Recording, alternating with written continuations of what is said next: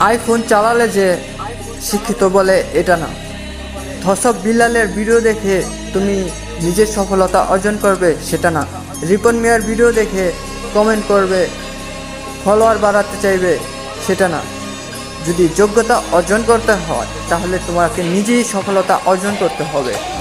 ওই রাস্তাঘাটে ঘুরে ফিরে কখনো নিজের ক্যারিয়ার গড়তে পারবে না। গড়তে হলে নিজেকে চেষ্টা করতে হবে, সাফল্য অর্জন করতে হবে। কারণ শুধু বলা হয় যে আইফোন, কিসের আইফোন? সফলতা অর্জনে কোনো আইফোন নয়। তুমি নিজে চেষ্টা করো।